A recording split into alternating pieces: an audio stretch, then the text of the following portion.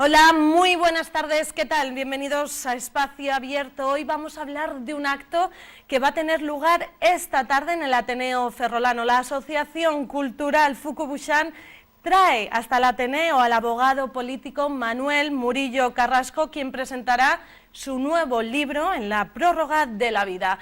Vamos a conocerle esta tarde mejor y a ver qué nos cuenta este libro sobre la prórroga de la vida. Manuel Murillo, muy buenas tardes y muchísimas gracias por venir un poquitín antes de esa presentación del libro en el Ateneo. Buenas tardes y muchas gracias a ustedes. Cuéntenos, ¿qué nos vamos a encontrar en la prórroga de la vida?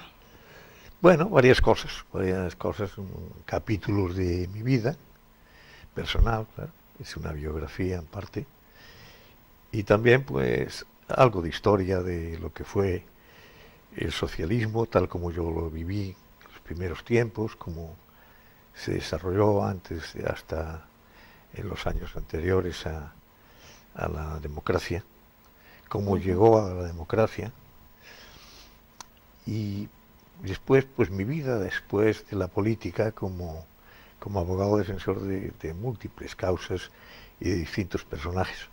¿Por qué este título? Bueno, he llegado, he superado los 80 años y parece ser que antiguamente se moría muy joven, ahora se muere muy viejo, pero claro, cuando ya se superan los índices normalmente de vida, pues ya es una prórroga. Y en esta prórroga pues es cuando ya uno debe contar las cosas que ha vivido, sobre todo algunos amigos que me han influido en mí para que contase cosas que sabía y algunas cosas que yo he vivido y que otras personas no han tenido la oportunidad de vivir, como es mi paso por la Secretaría General del Partido Socialista y las relaciones y lo que dio lugar como a la lucha entre las partes distintas de la escisión del socialismo y, en fin, y un poco las conclusiones que yo saqué de todo eso y quizá hacer un análisis, aunque somero, de cómo todo esto quizá nos ha llevado al día de hoy. Al lío de hoy. Posteriormente le voy a preguntar sobre la situación, vamos a centrarnos, vamos a ir paso por paso en este libro. Un libro que recopila varios prólogos, en uno de ellos por Clara Bayarri, magistrada de la Audiencia Nacional, quien describe claramente lo que es el libro, en el que dice que en él podemos encontrar al hombre, al político y al jurista que se suceden. Es decir, cuenta todos los aspectos de su vida, desde sus vivencias personales, tanto profesionales como políticas y juristas, ¿verdad? Sí, un poco eso. Yo creo que lo describe esta magistrada de la Audiencia Nacional, que he tenido, pues, en fin, la ocasión de conocer en la Audiencia Nacional como abogado y que hemos entablado una gran amistad, una buena amistad, pues describe un poco su opinión sobre algunas de las facetas de mi vida, sobre todo las que ella ha conocido más, que son las profesionales. A mí, durante 30 años, pues he estado actuando en casi todos los pleitos importantes que se han producido en este país, casi todos en la Audiencia Nacional, en el Tribunal Supremo, y allí es por donde conocí a Clara Bayarri, igual que a muchos otros jueces y magistrados, como Garzón y otros muchos magistrados, que en fin, de los que tengo muchos recuerdos y muchas vivencias con ellos, igual que a fiscales. Es que ha sido protagonista, podemos decir, de la historia ya de 8 décadas, es su biografía, pero casi es la historia lo que se ha vivido aquí en España. Sí, ha sido un poco la historia de la posguerra. Yo nací en la plena guerra en el año 1936, viví el posfranquismo, he sido pues uno de los hijos de los perdedores de la guerra civil. Y claro, pues narro un poco lo que nos pasó a estos hijos que nacimos en todo, que no sabíamos nada de antes, no habíamos participado en nada, pero pagamos las consecuencias de lo que se llamó el franquismo y de 40 años de dictadura, en los que pervivió la venganza sobre todos aquellos que no pensaban igual que los que dieron el golpe de Estado del año 1939.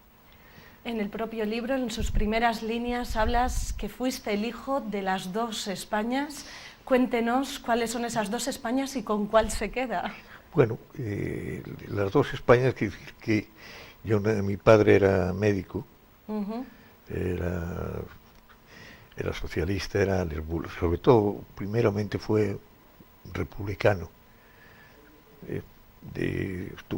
Fue movilizado en el año 36, Extremadura, que es donde ejercía de médico, y al final de la guerra era el jefe de sanidad del ejército de la República. Bueno, por adhesión a la rebelión fue condenado a muerte. Y después a 30 años, afortunadamente, no lo fusilaron.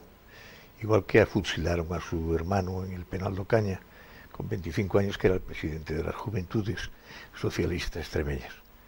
Claro, esto marcó una parte de mi vida y de mi historia. La otra parte de mi madre, una mujer de clase alta, hermana del Marqués de la Paz, religiosa, católica. Dos figuras antagónicas. Antagónicas, pero que convivieron y que llegaron a un pacto. No hablar de política en casa. No hablar de política en casa. Eso parte por el pacto y parte por el terror que había hablar de política. Hasta en el propio hogar. El propio hogar. No sabías qué paredes oían, sabías qué personas podían delatarte, no sabías nada. Yo recuerdo que después, cuando mi padre estaba en libertad condicional, muchos años después de pasar por las cárceles, de varias cárceles, Ocaña, Cuéllar, Santa Isabel, el campo de concentración de El Fontado, pues muchas me venían de vez en cuando, como cuando Franco visitaba Galicia, para banear en el Pazo ese que robó, el Pazo ese, que pues vio a mi padre que venía a buscar la policía de madrugada y se lo llevaba.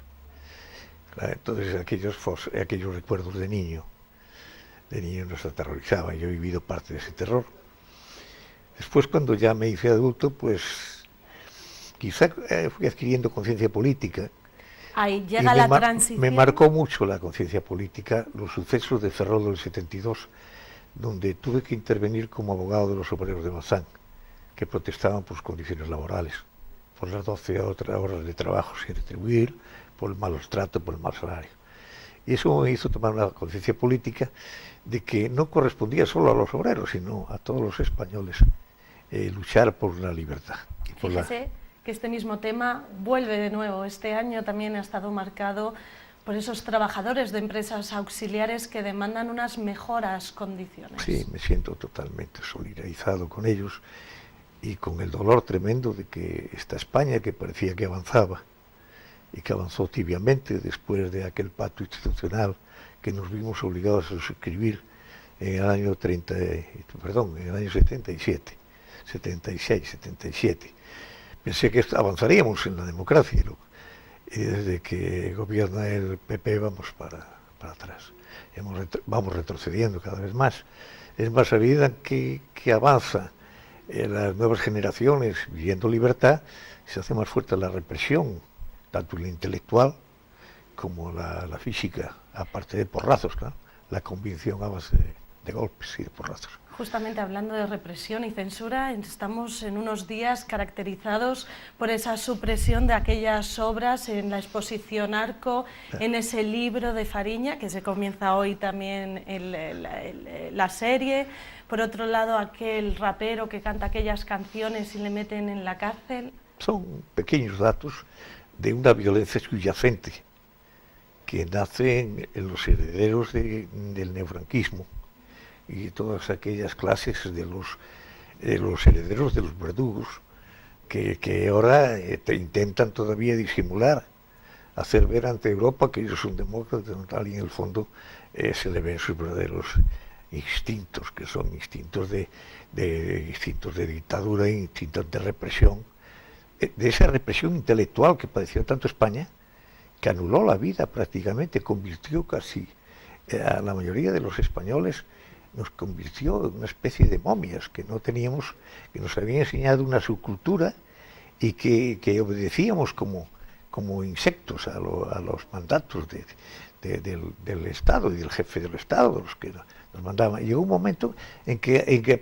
habíamos pensado que no había otra solución y que eso era lo que había y que la vida era así. Y claro, intentan volver a aquellos tiempos, tiempos irrepetibles.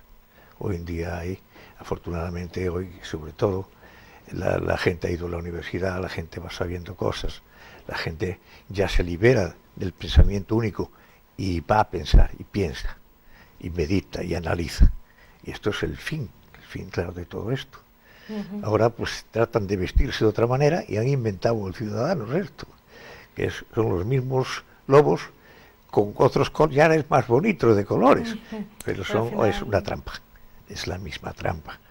Entonces ahí es donde las fuerzas democráticas y progresistas deben unirse para volver a la democracia en este país y restituir, porque ya hemos sufrido mucho. Volviendo a las etapas del libro, hablamos nación, esa guerra civil. Posteriormente, en la transición, decide afiliarse clandestinamente al Partido Socialista, hasta que después decide dejar hasta la abogacía para estar duramente dedicado a la política. Vinieron a verme unos amigos que habían estado con mi padre en la cárcel. Manolo Turrión, que después fue diputado por el PSOE de Madrid, y tío de Iglesias Turrión, abuelo tío de Iglesias Turrión, y Zarrías, el padre de aquel que después fue un consejero de Andalucía, fue senador, habían estado en la cárcel con mi padre y eran amigos de él, vinieron a verme y a comprometerme que ingresase en el PSOE. Entonces, como en el PSOE en Galicia no había nada, pues yo organicé el PSOE en los años 70, y 72, 73. Y éramos muy pocos, después han aparecido ahí muchos, pero en aquel momento éramos 18 en toda Galicia. Y era muy poco. Pues después empecé, claro, me nombraron miembro del Comité Nacional del Partido, después de la Comisión Ejecutiva del Interior. Estuve visitando toda España, tratando de recopilar y de dar, en fin, de ver lo que teníamos, lo que podíamos hacer, ir dando ánimos a la gente por toda España. Y finalmente, pues, estuve en los congresos del partido, y en el año 76, en un congreso de Madrid, me eligieron secretario general del partido. Yo había estado antes ya representando el partido en la Internacional Socialista, ya conocía a los líderes mundiales del socialismo, sabía el problema que había, y sabía incluso el problema que había dentro de mi partido histórico. Sabía que las corrientes aquellas tremendas que nos hicieron tanto daño en el socialismo, entre Prieto y Caballero y Negrín, pues se habían recrudecido en el exilio y todo. Y tuve incluso una sesión en Londres en el año 74, 75, a mi querido Llopis, que fue secretario general 35 años, tuve que pedirle que no hablase en nombre del Interior.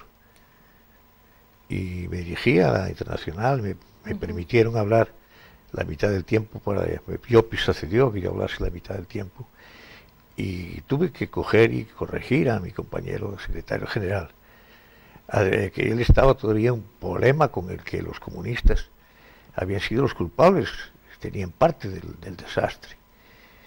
Y yo le dije que bueno, lo que hubiese pasado en la guerra civil y los acontecimientos, que no era el problema ahora de resolverlos, sino que en España teníamos un enemigo común, que era la dictadura, y que lo que teníamos es que buscar a todas aquellas fuerzas democráticas para unirlas y no hablar mal unos de los otros.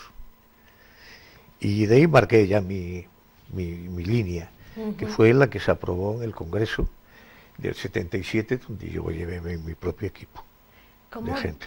¿Cómo diría que ha evolucionado desde del aquel... 76, el Congreso del 76.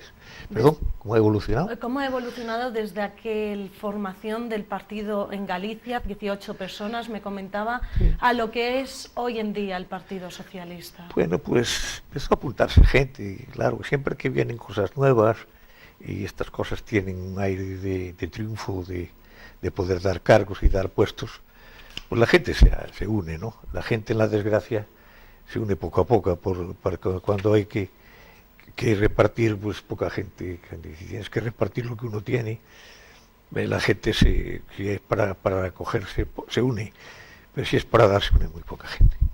Entonces en aquellos momentos no teníamos nada que ofrecer, y entonces yo le daba el socialista a muchos compañeros de los 18, y cuando yo daba la vuelta lo tiraban en el primero esquina que podían. Era el miedo, era el poco esperanza en que algún día pudiéramos retribuir a aquellos compañeros con algo. cuando ya se ve que el socialismo está apoyado sobre todo por Alemania y por los americanos, y que quieren, incluso Fraga quería un socialismo potente que en España, de acuerdo con el inglés y con los laboristas ingleses y con los alemanes, pues entonces la gente se empieza a afiliar y aparecen personajes extraños de todos los lados, de la democracia cristiana, del otro, de no se sabe dónde, de la falange, que se afilian al PSOE. Y entonces ahí se crea pues ese pupurri que al final pues después se une a lo que es el Partido Socialista Gallego, sustrayendo una parte del partido de Beiras, que se une, forman el Partido Socialista de Galicia, para dar una entidad también regional. Y claro, no tiene nada que ver con lo que fue el PSOE, igual pasó en Cataluña. Yo en Cataluña teníamos ahí una agrupación muy fuerte en Cataluña. Bueno, pues se empeñaron los de Suresnes, Felipe y compañía, se empeñaron a destruir el Partido Socialista Obrero en Cataluña y se unieron a la gente de Raventós y formaron el Partido Socialista catalán, que ya al final pues sería un fracaso total.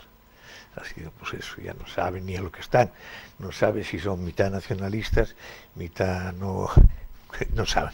En Cataluña parece que la situación y eso está es un parte poco de complicada. lo que está ocurriendo en Cataluña, y parte de lo que está ocurriendo en España es precisamente lo que ocurrió en los años 77 y posteriores, donde el Partido Socialista se fue diluyendo, por un lado incorporando gente que no tenía nada que ver, y todo viene de atrás. Al Partido Socialista de los años 36, 39, los que formaban el Partido Popular y a sus dirigentes, el gobierno nunca los quiso, nunca quiso que volvieran. Por eso en los tiempos de Carrero ya se habló y se llevó a cabo de formar un Partido Socialista bis en el gobierno, que pudiese ser controlado desde el propio gobierno y que se adaptase a unos límites. Y en esta labor con el Departamento de Estado, creo que la CIA también, y por supuesto Alemania. Y de ahí se construyó Suresnes, de ahí apareció Suresnes. Y claro, los socialistas, los viejos socialistas, la mayoría obreros, no todos éramos obreros, pero la mayoría eran gente, fuimos apartados totalmente, no nos querían en el poder. Tampoco querían los comunistas, pero como el Partido Comunista tenía mucha gente, tenía comisiones obreras, tenía influencia, y además Carrillo aceptó la monarquía, la república, la bandera, dijeron, bueno, pues venga, adelante. Yo recuerdo unos días antes de que se legalizara el Partido Comunista, que recibí una llamada de Pío Cabanillas. Pío y yo, como gallegos, teníamos siempre buen trato. Y me dijo, oye, tengo que hablar una cosa contigo, no quiero hablarla por teléfono. Él era ministro. Te vienes a mi despacho aquí en Castellana, que estoy aquí con Castedo, que había sido director general de televisión. Y yo me fui con un periodista muy amigo, que era miembro de la ejecutiva del PSOE histórico, que era Borobó, que había sido director del Gallego y de la Noche, y se había afiliado al Partido Socialista en el año 39. Bueno, pues nos fuimos Borobó y yo para allí, y me dijo, Pío, mira, te quiero decir que dentro de unos días vamos a legalizar el Partido Comunista. ¿Cómo? Sí, dijo, sí. Y se ha planteado el tema, yo lo he apoyado mucho y Suárez está de acuerdo. Tenemos mayoría en el gobierno y lo vamos a legalizar. Dijo, vamos a celebrarlo, y nos dio un whisky allí, vamos un whisky. Yo te digo que bueno, que la historia de España y los personajes que en aquel momento la resolvían y trajeron la transición eran muy variopintos, eran distintas maneras, había de todo. Focalizándonos en Y había los inteligentes y había los que todavía estaban en la brutalidad de no reconversión del neofranquismo, y que lo único que veían era violencia, violencia, violencia, como aquel Pinadaera, aquel ministro que cuando se legalizó el Partido Comunista salió espantando, ¿no?, corriendo. Por otro lado, lógico, porque su mentalidad no abarcaba la democracia. Centrándonos en la actualidad, parece que el Partido Socialista tal vez esté pasando por sus peores momentos o los haya pasado con esa fragmentación que se está viendo, esa división. Ahora dicen que parece que se está solventando y se ve esa unión, pero desde el nivel local, aquí como podemos ver en el propio Ferrol, hemos visto que el Partido Socialista está fragmentado como más a nivel nacional. ¿Está pasando por sus peores momentos? Sí, Sí, porque esto se inicia primero cuando se rompe con el marxismo, absurdamente, cuando se plantea aquello de Felipe González, rompe con el marxismo. Pero vamos a ver, si el marxismo no es más que un método de investigación de la historia y de la vida, y es una interpretación. Romper con el marxismo, ¿eso qué era? Pues una imposición entonces de la Guerra Fría, de los americanos, va a romper el marxismo. Y después se abandona se abandona el socialismo prácticamente. Se hacen algunas reformas que están bien hechas, se progresa un poco socialmente, muchas cosas, pero se olvidan. Y se olvida la historia, se olvidan los 140.000 cadáveres que hay en las cunetas y en las fosas comunes. No se hace nada por ellos, es más, se ayuda a tapar eso. Se ayuda a tapar el pacto de sangre y el pacto de olvido que habían constituido entre los propios verdugos y el franquismo. Entre todos los verdugos del franquismo. Claro, esto trae que se van haciendo primero socialdemócratas, después socialliberales, y queda ahí un hueco tremendo de izquierda que ya no le vota. Y por eso llega Aznar al poder después del año 99. Llega del año 96, fueron 14 años, 82-96, cuando llega Aznar al poder.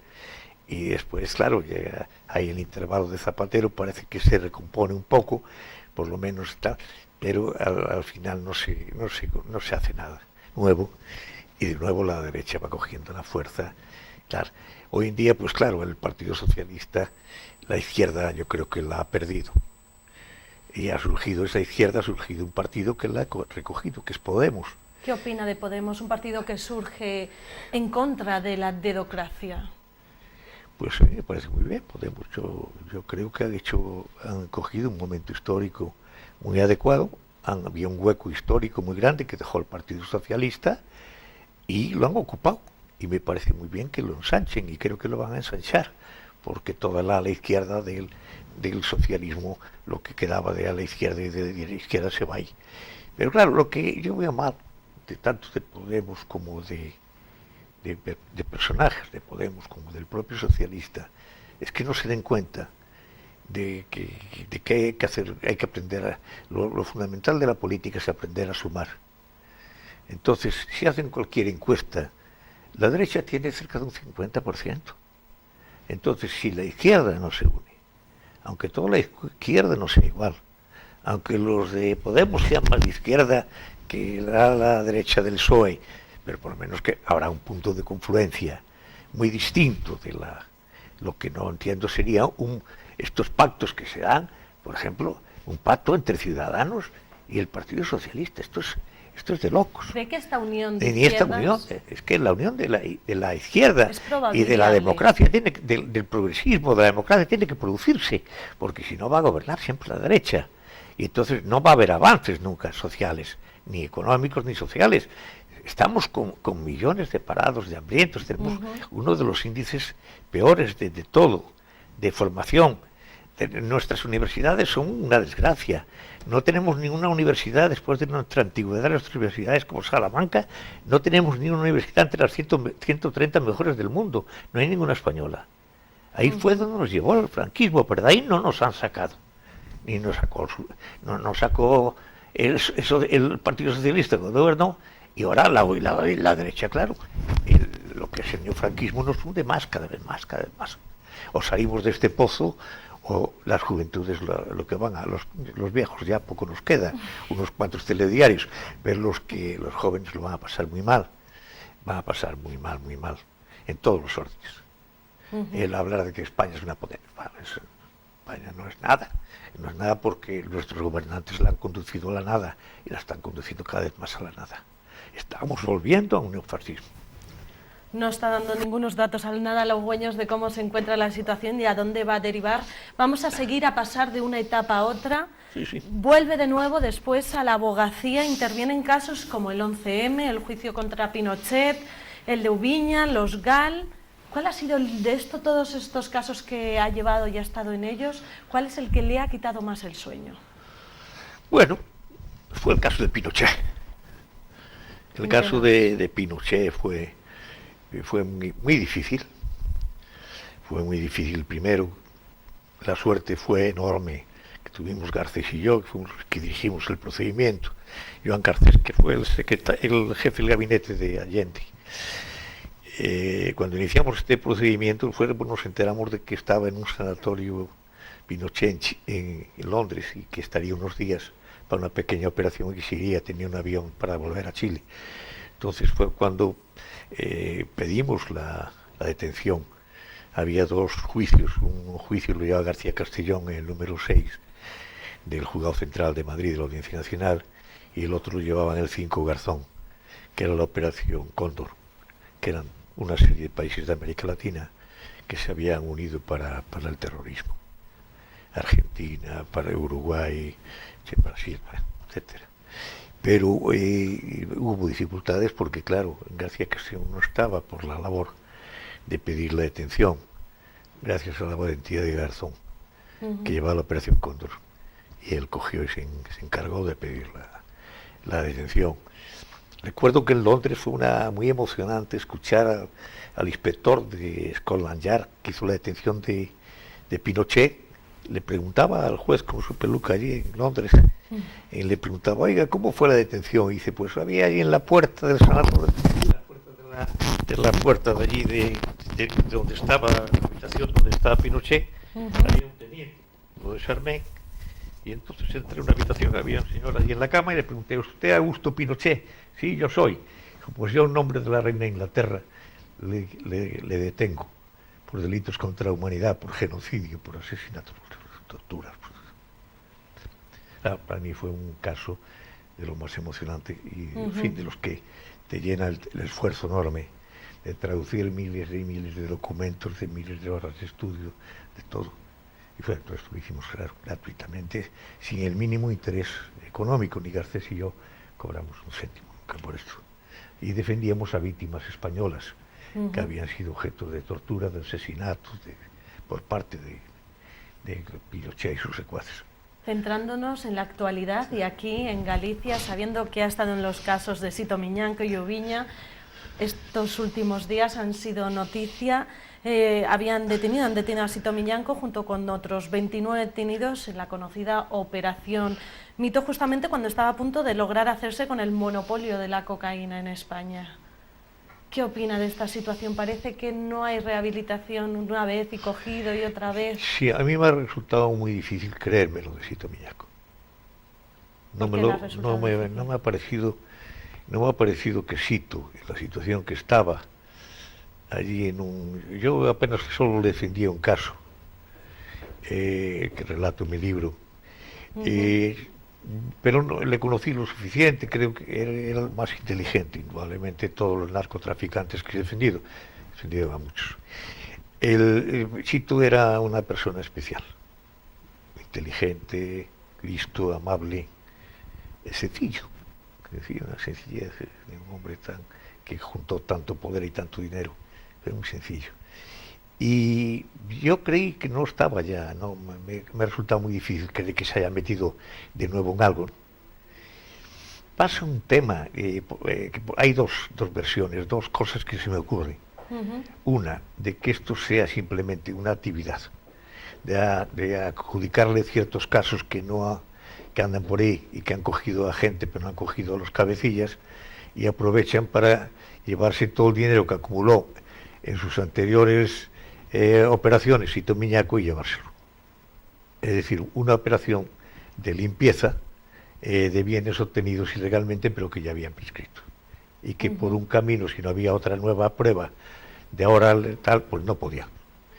La otra posibilidad que me ocurre como posibilidad de que haya ocurrido algo y tenga que ver es si permaneció o no permaneció la red que él tenía montada en su día. Claro, si las redes permanecen, eso obliga a los líderes de las redes y a los jefes para mantener la red a seguir trabajando y seguir operando. Y esa es la posibilidad y la duda que tengo. O sea, las dos cosas. Al principio me llamó mucho la atención que pudiera ser, que hubiera podido ser. Al final pues tengo esa duda. Por otro lado, otro de los temas de actualidad es Carmen Avendaño, que estuvo aquí unos días en Espacio Abierto, nos comentaba justamente ayer se celebraba el juicio civil con Oubiña, quien le había denunciado a ella, que había comentado, ella nos comentaba que había dicho que él trapicheaba con otras cosas, y él la denunciaba y le pedía 150.000 euros por herir su honor al decir que traficaba con otras cosas. ¿Qué opina? Bueno, yo estoy seguro que Oubiña nunca traficó más que con hachís. No, nunca traficó más que con hachís. Lo que pasa, existe un odio mutuo entre Oubiña y Carmen Avendaño. Carmen Avendaño pues fue la que más cercó el pazo de Oubiña, y Oubiña sentía un odio también profundo hacia ella, con insultos personales continuos y tal.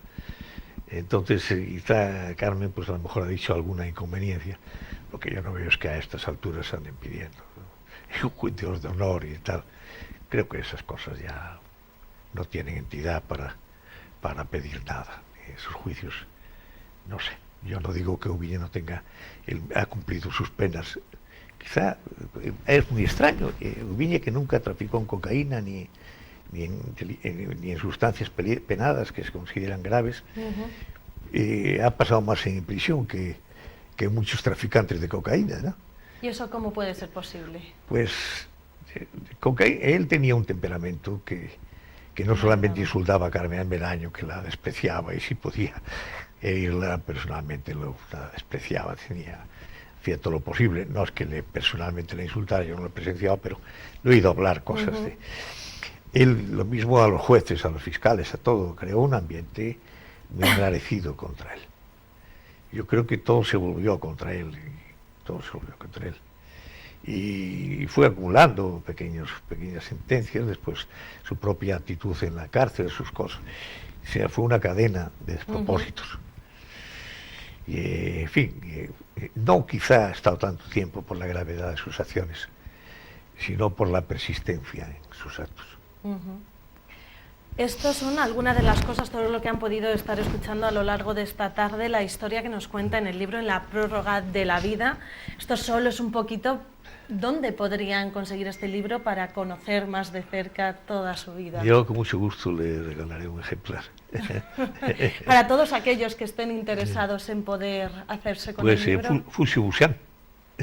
Ahí la propia asociación Foucault-Buchan podrán encontrarlo. Agradecerle haber sido tan sincero, habernos comentado todo, habernos tratado y comentado todas las historias estas tan interesantes. Darle las gracias y desearle que vaya genial la presentación a la que va ahora con la Asociación Cultural Foucault-Buchan. Bueno, yo aprovecho también para agradecerle todo, y para mí es una oportunidad enorme de, después de tantos años, volver a encontrarme con un gran amigo de entonces, con Rafael. Yo conocí a Rafael en la cárcel en los años 72. Rafael Pillado. Rafael Pillado, lista. Y ha sido pues una gran alegría encontrármelo tan bien y tan fuerte ahora, encontrarnos los dos después de tantos años, poder abrazarnos. Lo que me llama muchísimo la atención, antes de comenzar la entrevista le preguntaba, ahora en la prórroga de la vida, ¿se es más libre que anteriormente? Me comentaba que igual, cuando me contestaba esto, me venía a la mente igual Pillado. Yo creo que son dos almas gemelas, dos personas que lucharán hasta el final. Sí, y que no vamos a cambiar de idea. Pues Manuel, muchísimas gracias por venir esta tarde a Espacio Abierto, ha sido un placer, de verdad. Igualmente. Y muchísimas gracias a todos ustedes, ya saben que nos pueden seguir en nuestra página web www.tvferrol.es, también a través del canal A la Carta en YouTube o en las propias redes sociales. Que tengan muy buena tarde.